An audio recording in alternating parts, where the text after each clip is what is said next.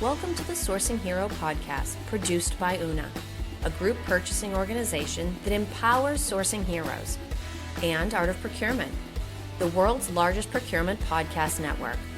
I'm your host, Kelly Barner. The goal of the Sourcing Hero podcast is to capture the epic stories of people who are rising up and beating the odds to create exceptional value within procurement, directly from those heroes themselves. Today, my guest here on the Sourcing Hero podcast is Kris Lance. Kris is Vice President and General Manager at Una, a group purchasing organization and the home of the Sourcing Hero. Kris joins me every month to tackle a current news story or a topic of interest from his own point of view. So, hey, Kris, happy March. Welcome back to the Sourcing Hero podcast. Happy March. Happy to be here. How you doing, Kelly? I'm doing excellent. But So eggs have been a huge story for, you would even say, the last few months, but this has been a recurring news headline over the last couple of years, partially because the price has been so high and partially because, frankly, eggs are typically an affordable source of protein that people are used to factoring into their diet. Mm-hmm. And so when the cost fluctuates, it really affects people. So let me start by asking you first, because you're a big health nut kind of guy. Are you an egg eater? Do you have a favorite style?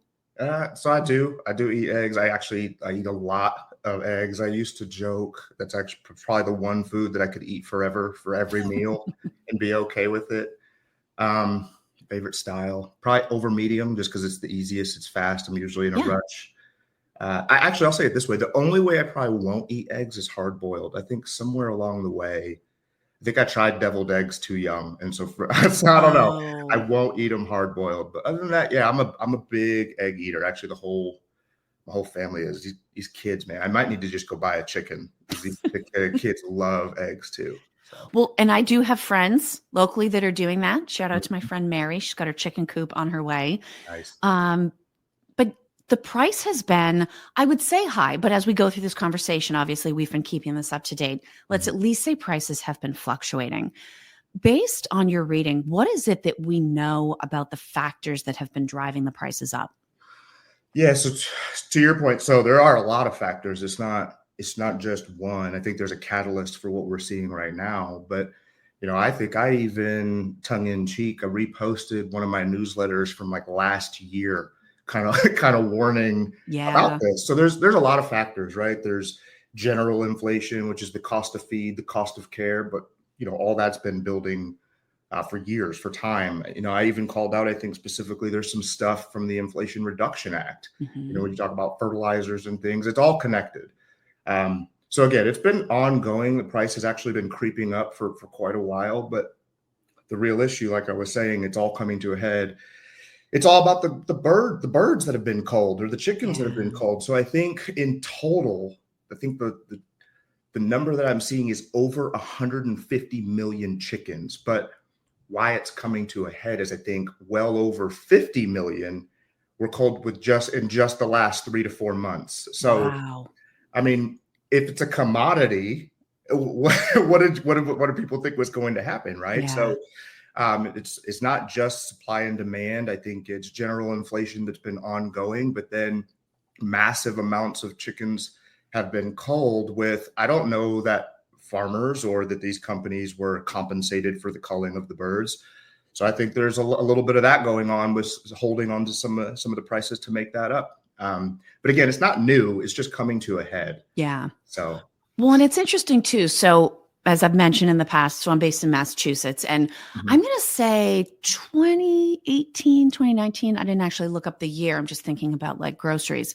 We passed a state law here that changed the requirements for sort of the care and feeding of egg producing chickens. And I know part of it was something about like how much square footage or whatever had to be allowed for each chicken. And so effectively that took a facility of X capacity and reduced that number by a certain amount. It did already, even in Massachusetts before all of this, start driving up the cost of eggs because it gave producers less chickens and less production volume to spread all of their costs across, even to the point where if you, for instance, go online to order groceries and you're on the egg page, there's like a little graphic thing that pops up and it actually says, Massachusetts loves its chickens.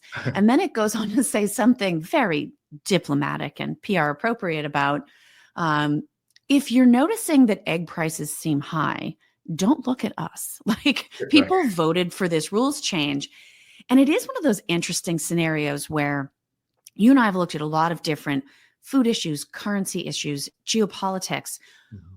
Anytime you're changing something, usually comes with good intentions, but you're always changing it based on what you currently know. Right. And as future things change, like an avian flu, like inflation, all of a sudden that past rule change now takes on a different dimension. Mm-hmm. And so I'm sure some states are seeing what I saw, others aren't.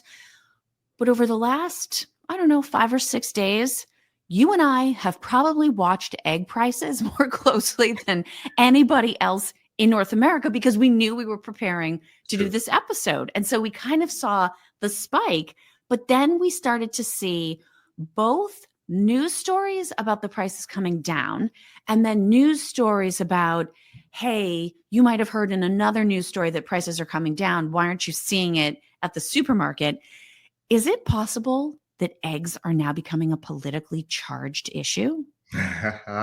Well, I think economics always has been, always will be a political issue. I don't think that's necessarily new. What I think with eggs is being as high as they were, I think they were just the easy target. Mm-hmm. Now, I do think people are confused because in the age of spin, like details matter. So wholesale is going to be very, very different from retail costs. And so retail costs, even today, they're still higher than they should be. I mean, unless you're going, to a local farmer or something like that. If you're going to a regular grocer, like the prices are still high. But if you actually go out and you look at any macro analysis on the futures and the wholesale prices of eggs, they're actually cratering. Now, you might say, well, why are they cratering? What's changed? Did we just magically find 150 million chickens? The answer is no. But what it is I don't know that I've seen a lot of news headlines covering it, but what the current administration is doing is they're actually looking at solving the classic inventory issue. So they're looking globally at where there are eggs that could make it to the U.S. for consumption. To your point on it being political, though, like I will say the timing of it all is pretty wild because if you do go back and look at the trading models and the timelines of it, I mean, there's obvious graphs out there. And so what I'll say is political. Pains me to say this, but absolutely. The fun question would be what isn't political in this day and age? I'd say again, if you look back at the futures, you'll actually see prices going up, staying flat, going up, staying flat. Yeah. But they never really manifested themselves truly on the retail market until some point in January. And so I'll just leave that there. But yeah, I do think it's a little bit political. Unfortunately, I don't think I know that for myself. I can't seemingly talk about anything about coming off as having some sort of allegiance. And so, yeah, I do think that it's political. I think economics always have been. And so with that, I think it would behoove people to really understand the information that they're consuming and also run it up or compare it against like actual economic information too. So, yeah. And sometimes what I think, and we've also talked about this in the past, sometimes the most interesting piece of a story is the piece that you didn't get. Right. So for instance, you talked about wholesale versus retail prices. I had read, and sort of ballparky because this is all a little bit different, but that as high as eggs were, retailers were paying somewhere in the neighborhood of 25 to 30% more. They were losing money on selling those eggs, but it's such an American food staple that you can't, if word gets out that a store doesn't have eggs, people are going to stop going there. Yep. And so I think retailers saw it as an investment. You have to have the supply. You don't want people freaking out about like, okay, and then toilet paper's next. So we're going to start hoarding things again. But some of this is just sort of basic business and supply chain understanding that there's consumer prices, but there's wholesale prices, and there are supply issues that feed into that. then retailers will make decisions about what percentage of the cost increase they want to absorb or subsidize, however you look at it. But there's also a delay. So you talked about prices starting to crater, but that doesn't mean immediately at your supermarket, somebody's going to come out and change the sticker because those eggs on the shelf were bought at the higher price. And so it's one of those issues, I think, where when we try to take the hype out of it and we think about the logic of, well, what's the duration of the supply chain to get an egg from a chicken to your over medium on your plate, there is a time delay in there, and the whole system kind of has to reach back to equilibrium and let those prices come down.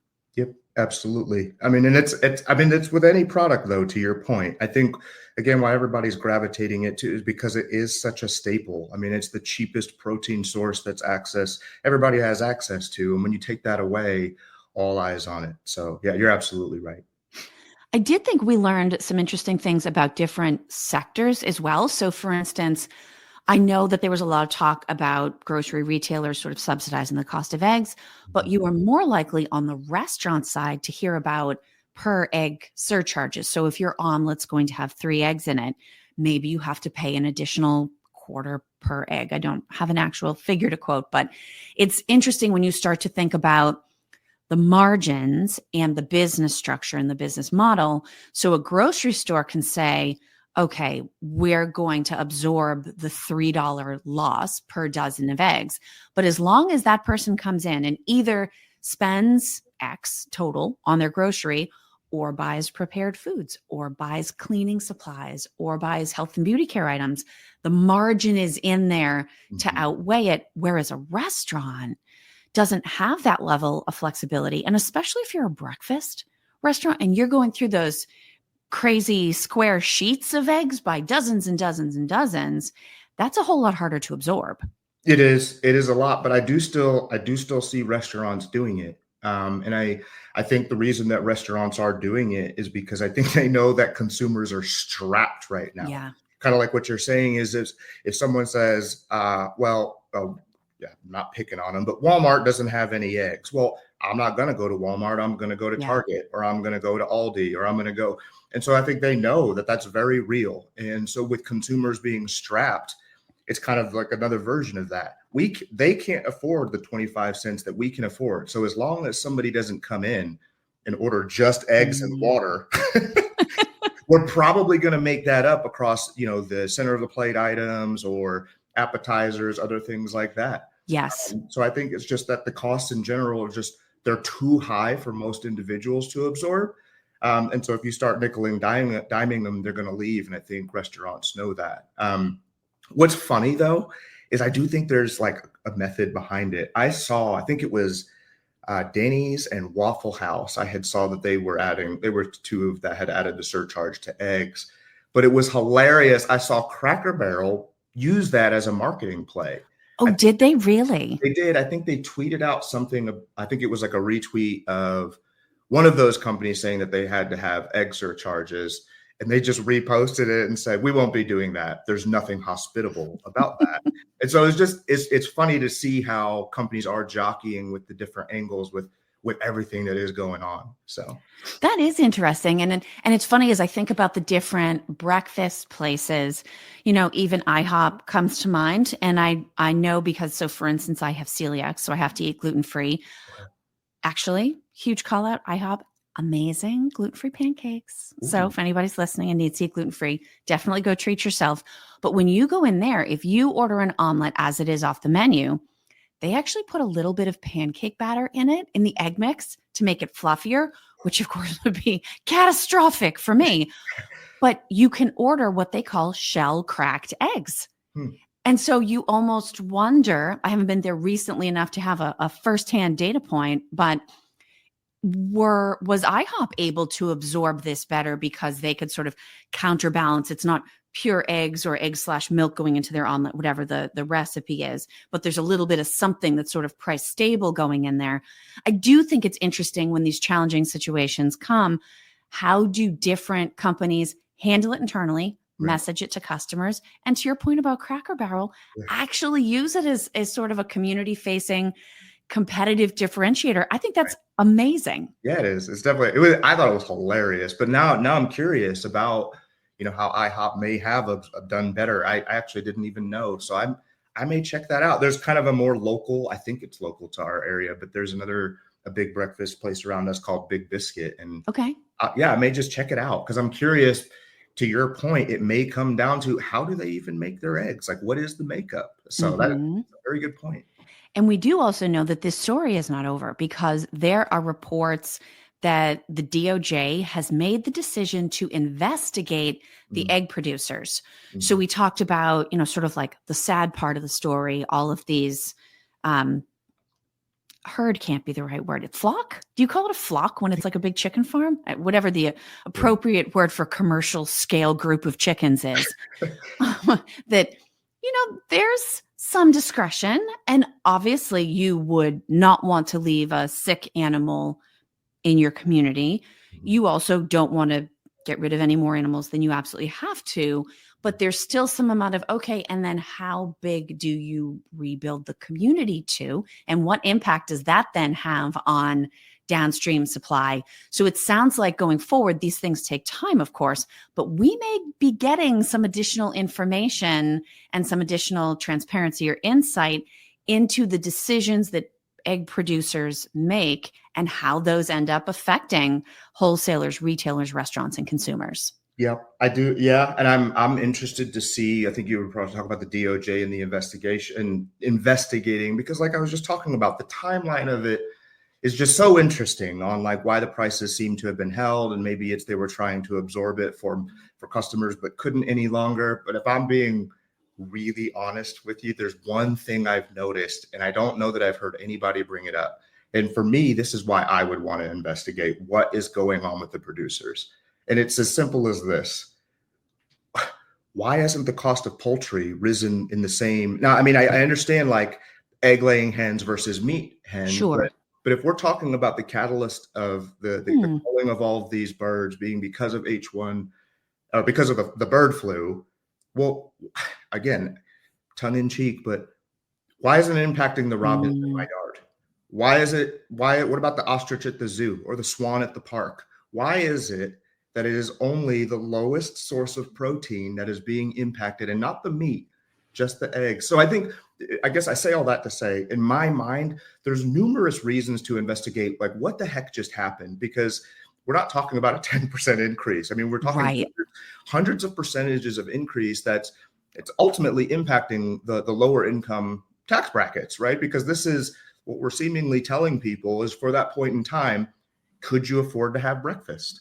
Right? Like, or is it instead of eggs, you're having cereal? So again, I don't want to spiral on you here, but there's a lot of reasons, in my opinion, to investigate this, from the timeline of the pricing to the producers who were involved to even like who was involved in the testing of the birds. Like I don't even know, like, did they just say, hey, it looks sick, let's just be overly cautious? And I don't know. I don't want to spiral, but plenty of reasons to investigate what happened and making sure that it doesn't happen again. Because if the headlines are true, and if this is around the bird flu, well, then what have we been seeing? They've been saying, hey, it's spreading to cattle. So true. And showing up in the milk supply in some cases. So is dairy next? So like, let's not let this become an even larger issue would be my stance or opinion. Now, I will say, and everyone can consider themselves warned, I stayed very calm through the egg thing. Nice. If you mess with my cheese, it is not going to go well. Yeah, it's going to be a problem. If this moves to dairy and cheese, we're going to see a whole new side of Kelly Barner, because I don't think I can stay calm. I basically keep myself calm on a relatively steady diet of coffee, cheese, and jelly beans. That's amazing. That would be my survival diet. So let's hope this ends. We figure it out. Things get back to normal before affecting the cheese. But to the point of sort of following the trajectory, we've talked about like prices gradually going up, then sort of spiking to where they get a lot of attention. Now, hopefully they are indeed coming down, and that reduction in cost and price will be sustained. But I do think it's appropriate to sort of reflect back on that and remind ourselves in the future when it's some other form of bad news, something is either going up in price or going down in terms of supply and availability. How can we keep these short-term changes in perspective and prevent them from coloring our overall outlook? Yeah, it is. I say it is for me. It can be tough to do because really what we're talking about is, in my opinion, managing your knee-jerk reaction and just allowing logic to play out. So above all, first things first, don't panic. If something happens right, don't panic. Now, what I try to do is I try to look at any event, or I'll say it this way: I try to look at the world, as big as it is, but as like a mosaic tile painting or picture, right? And so when an event happens, it's a tiny little piece that makes up this whole picture. And so you have a choice when an event happens. You can hone in and focus and be consumed by this one little tile, or you can zoom out. You can take a step back and you can actually look at the bigger picture of how it fits in. And I think what that does is it allows you to do two things at once. It allows you to stay in the moment, because I think that's really important, to not blow things out of proportion. I think it allows you to stay in the moment, but at the same time, it allows you to actually say, no matter what it is, it's not what I initially thought. It may be worse, it may be better, but if you're only focusing on one issue, that's all you're ever going to see is that one issue. And so again, if you look at things as kind of like a painting, or those tile mosaics of just a bunch of little pictures created together to make one, stop focusing on that one picture and zoom out and see the whole thing. Because again, that also allows you the opportunity to maybe do something about it, if you can see how they all start to connect. But again, above all, you can't panic. Even if it's cheese, Kelly, we can't panic. You just gotta slow down, breathe. I'm going to try. So if anybody finds me in a corner just going, look at the mosaic, look at the mosaic, look at the mosaic. Kris, if people have met you for the first time by listening to this episode of the Sourcing Hero podcast, and they would like to connect with you, or they would like to learn more about Una, where would you recommend that they go to get that information? If you want to learn about Una, go to una.com. You can see all the awesome, incredible people that I get the privilege of working with day in and day out. If you want to get in touch with me, I am on LinkedIn. It's the only form of social media I have. So if you see me anywhere else, it's not me. So Kris with a K, Kris Lance. I'll be on LinkedIn. And then, as always, if you want to learn or have a conversation about what I do at Una, what Una's doing, and if we can help, you can just shoot me an email at kris@una.com. Thank you for listening to this episode of the Sourcing Hero podcast. Join us again next time for more true stories of sourcing and business heroism performed by your colleagues and peers. Look for the Sourcing Hero wherever you get your podcasts, and don't forget to subscribe. Finally, don't forget, sourcing heroism is taking place all around us every day. Keep your eyes open and you're bound to see it. Until next time, I'm your host, Kelly Barner.